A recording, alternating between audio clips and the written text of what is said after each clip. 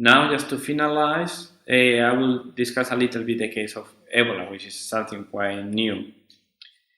In the Project Health Map, they are tracking the reports in media about different outbreak, disease, and actually, as you can see in this quotation from the magazine Scientific American, they found outbreaks and information about some strange fever in Guinean news even before the official outbreak was reported. And that's because they are tracking symptoms of disease online continuously, that they can get very, very early warnings about new potential outbreak spreading.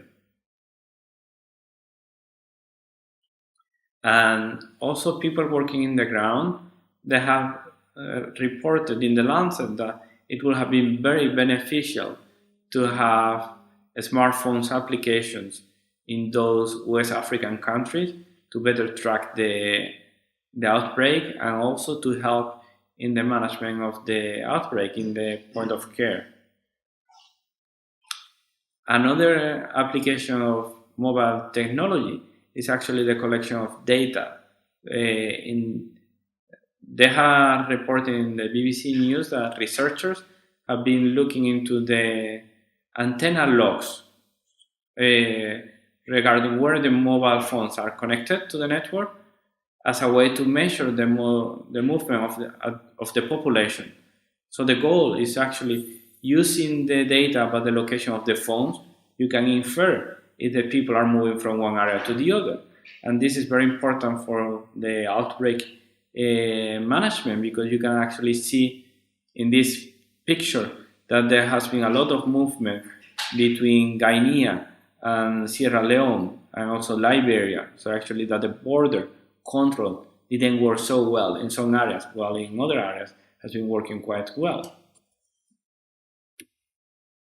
There have been also reports of fake cures for Ebola spreading in social media, especially in WhatsApp. And this is a sample of a WhatsApp I got from a colleague in Taipei, that somebody has been saying in India that there is a case of Ebola in India, which is not true, and also that honey can be a cure for it.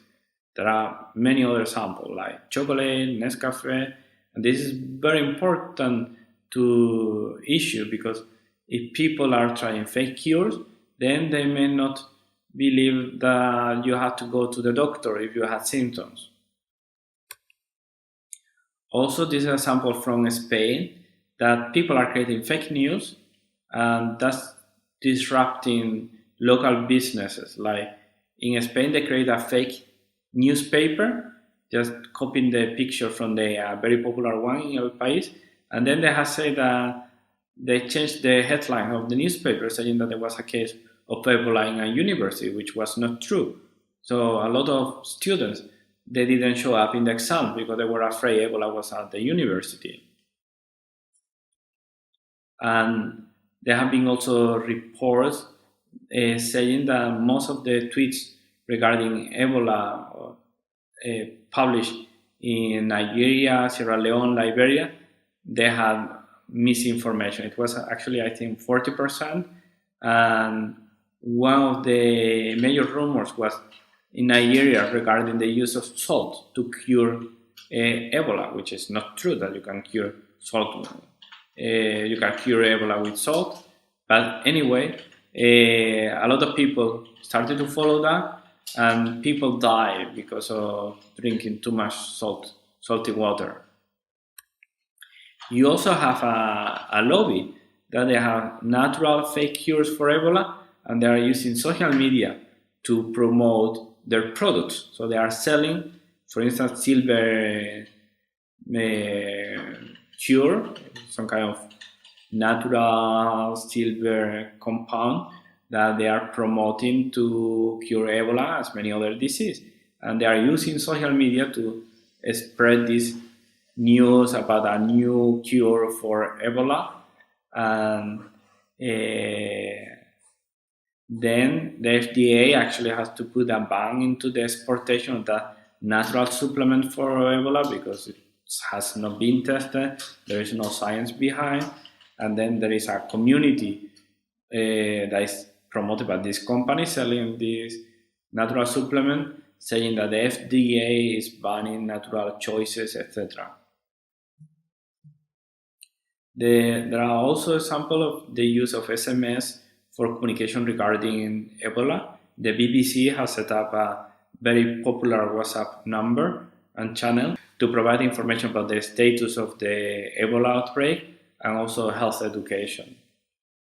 And just to finalize, some points for the discussion.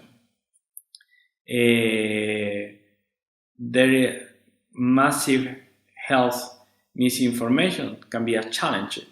And actually, in the World Economic Forums 2 years ago, they said that one of the major global challenges right now was massive digital misinformation. Somebody spreading a health rumor in Taiwan may create a public health crisis in India or Nigeria, because nowadays we are highly connected. And other key points for discussion: internet is exploding, it's growing a lot, it's being used for health purposes, for good and bad, and we don't really know how health social media is interacting with all the public health aspects and how it's being adopted in each country. We are speaking about an area which needs highly complex multidisciplinary research. Mathematical modeling, computer science, we have a huge role for sociology, anthropology, and at the end we have an immense amount of data. We have mobile phone data, electronic health records, social media that we need to analyze. And first of all, we need to identify good research questions so that we can use big data to make better decisions, both at global, national, local, and corporate level. And that's all. Thank you very much.